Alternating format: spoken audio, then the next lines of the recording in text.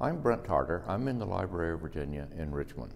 The Library of Virginia is the official research library at the seat of government, and it also preserves and makes available the archival records of the colony and the state. The Library of Virginia serves the people of Virginia in much the same way that the Library of Congress and the National Archive serve the people of the United States.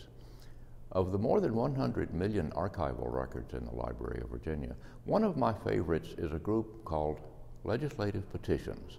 This consists of about 25,000 documents that Virginians sent to the General Assembly between the American Revolution and the American Civil War. During that time, the state had no elaborate bureaucracy to handle the requests and needs and demands of its citizens. Almost any time anybody needed to do something a little out of the ordinary, they had to petition the General Assembly to pass a special law to allow them to do that.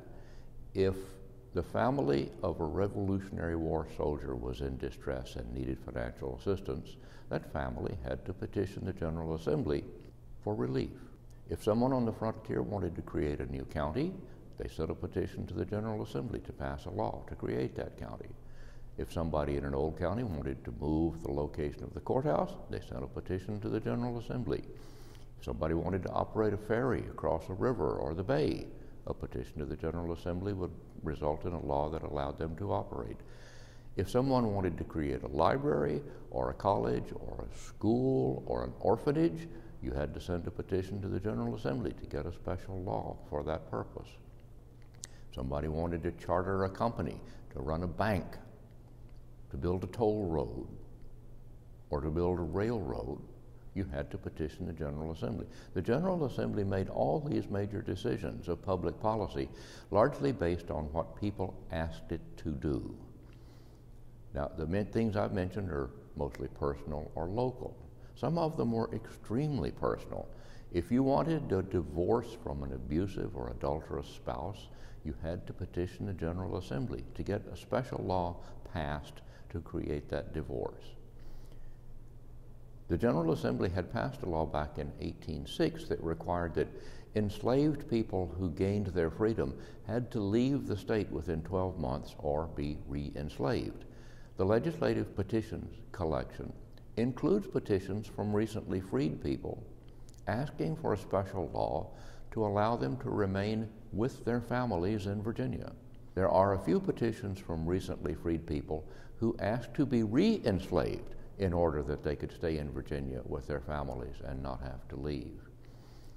Some white people petitioned the General Assembly to abolish slavery. Other white people petitioned the General Assembly to protect slavery. Almost every subject you could think of, and some that you might not think of, are treated in these legislative petitions. It's a wonderful way to listen to the people in the past. Now, I have to admit that it's not exactly their words in every respect. The legislative petition is kind of like a legal document. It has to follow a specific form.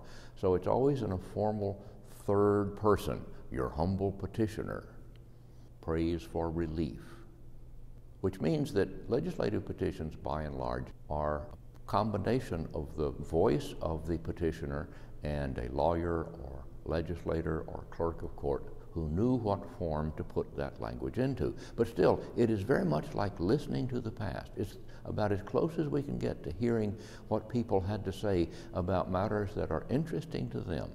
The Legislative Petitions collection, as I say, 25,000 documents, allows us insights into the past. They're wonderful for studying local history, for studying family history, for studying religious history, for studying educational history, for studying economic change in history, in particular for studying ideas and how ideas changed about slavery during the period between the American Revolution and the American Civil War.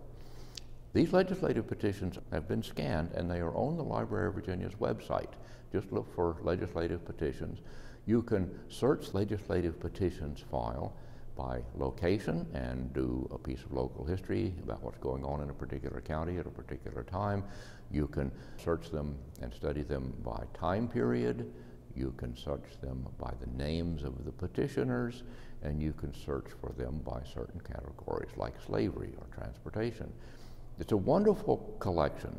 Take some time to read these documents and Listen to Virginians of the 19th century and learn what mattered to them. I think you will find the Legislative Petitions becomes one of your favorite archival collections, too.